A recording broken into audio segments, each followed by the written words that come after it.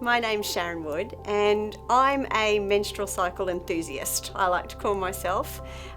Basically, I discovered this sort of work many years ago living in the UK when I was studying aromatherapy and herbalism and doing all these sorts of wonderful things, and discovered more about our cycles then.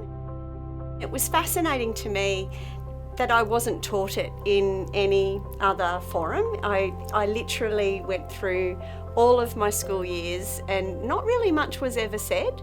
And it was only that I was in this completely different environment that I discovered more about my body and how it has this amazing internal tool that no one talks about.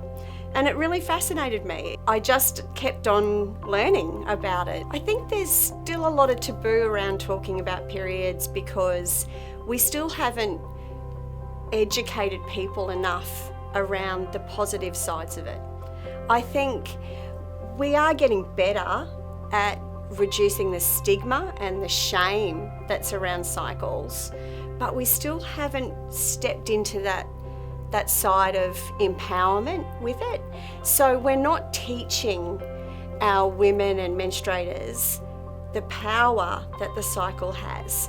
When you discover the 4 phases of the cycle and actually how they empower you and how you can use them as strengths, then you can start connecting a lot more positive conversation around it.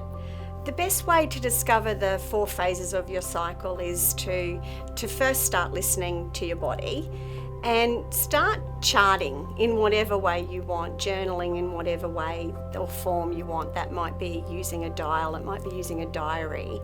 But it's about discovering what the 4 phases look like for you, because the 4 phases for you might look very different than the 4 phases do for me. But essentially these 4 phases do have similarities. You know, we have a phase of enthusiasm and focus, and then we go into a more compassionate and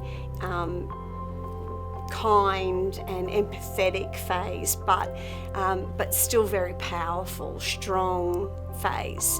And then we move to a phase where the reputation of it being a little bit more feisty and negative but that phase has amazing creativity and power in it.